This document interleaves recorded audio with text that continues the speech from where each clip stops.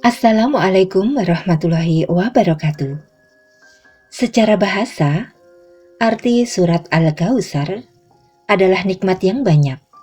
Surat ini turun sebagai pengingat umat manusia agar bersyukur kepada anugerah Allah yang luar biasa. Al-Kautsar merupakan surat ke-108 dengan jumlah 3 ayat di dalamnya. Meski cukup pendek, tetapi makna tersiratnya sungguh tak terduga. Al-Kautsar artinya sungai atau telaga dari Rasulullah Shallallahu Alaihi Wasallam. Dijelaskan dalam hadis dari Anas, Al-Kautsar adalah sungai yang dijanjikan oleh Rabbku, Azza wa Jalla. Sungai tersebut memiliki kebaikan yang banyak. Ia adalah telaga yang nanti akan didatangi oleh umatku pada hari kiamat. Bejana atau gelas di telaga tersebut sejumlah bintang di langit. Namun ada hari sebagian hamba yang tidak bisa minum dari telaga tersebut. Allah berfirman, "Tidakkah engkau tahu bahwa mereka telah berbuat bid'ah sesudahmu?" Untuk ayat pertama, artinya, sesungguhnya kami telah memberikan kepadamu, Muhammad, nikmat yang banyak. Kedua, maka laksanakanlah sholat karena Tuhanmu, dan berkurbanlah sebagai ibadah dan mendekatkan diri kepada Allah. Kemudian ayat yang ketiga, sungguh orang-orang yang membencimu, dialah yang terputus dari rahmat Allah. Kemudian tafsir surat Al-Kautsar. Pada ayat pertama surat Al-Kautsar, Allah telah menyebutkan sebagian nikmat yang dikaruniakan kepada Nabi kita, Nabi Muhammad SAW. Allah Subhanahu wa Ta'ala berfirman pada Nabi Muhammad SAW, "Sesungguhnya kami telah memberikan kepadamu nikmat yang banyak." Maksud nikmat yang dianugerahkan dan pemberian tersebut adalah sungai di surga yang dijanjikan untuk Nabi Muhammad SAW. Sungai itulah yang disebut sebagai telaga Nabi. Kemudian pada ayat kedua disebutkan, maka dirikanlah sholat karena Rabbmu dan berkurbanlah. Maksudnya adalah menjadikan sholat hanya karena Allah Subhanahu wa Ta'ala, dan jangan niatkan ibadah tersebut untuk yang lainnya. Begitu pula dengan hasil sembelihan hewan kurban yang harus ikhlas karena Allah Subhanahu wa Ta'ala. Jangan seperti orang-orang musyrik yang melakukan sujud kepada selain Allah dan melakukan penyembelihan atas nama selain Allah. Lalu di ayat terakhir, sesungguhnya orang-orang yang membenci kamu, dialah yang terputus.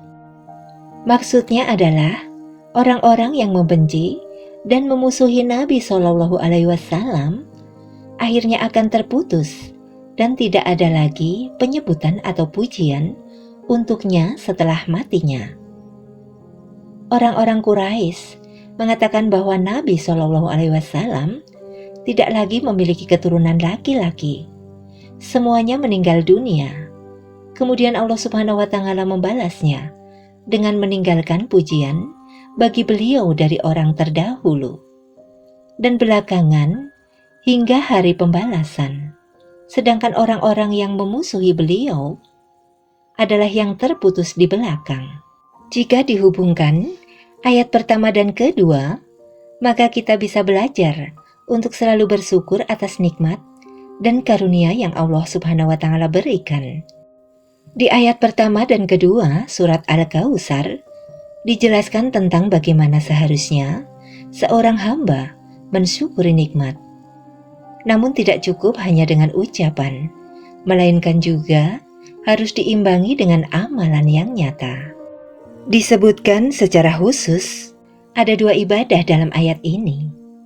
Dikarenakan keduanya, sholat dan kurban, adalah ibadah yang paling utama dan paling mulia untuk mendekatkan diri kepada Allah Subhanahu wa Ta'ala. Dalam sholat tergandung kerundukan hati dan perbuatan untuk Allah Subhanahu wa Ta'ala. Dan dalam ibadah kurban merupakan bentuk mendekatkan diri kepada Allah Subhanahu wa Ta'ala dengan sesuatu yang terbaik dari apa yang dimiliki oleh seseorang hamba berupa hewan kurban. Selain itu, surat ini juga disebut sebagai surat An-Nahr yang terambil dari ayat kedua, yakni kata wanhar, yang artinya maka berkurbanlah. Surat ini merupakan surat terpendek di dalam Al-Quran. Oleh sebab itu, surat ini mudah dihafal oleh siapapun termasuk juga oleh anak kecil. Meskipun demikian, apabila membaca dan mengamalkannya secara istiqomah atau terus-menerus, maka kita akan mendapatkan beberapa keutamaan, yaitu diberikan nikmat oleh Allah Subhanahu wa Ta'ala. Barang siapa yang membaca surat Al-Kautsar, maka akan ditambahkan nikmat hidup dan di akhirat kelak. Kemudian keutamaan yang berikutnya, melunakkan hati seseorang. Dengan membaca surat Al-Kautsar sebanyak 3 kali, hati orang yang akan ditemui oleh seseorang yang membacanya, maka akan melunakkan hati orang tersebut.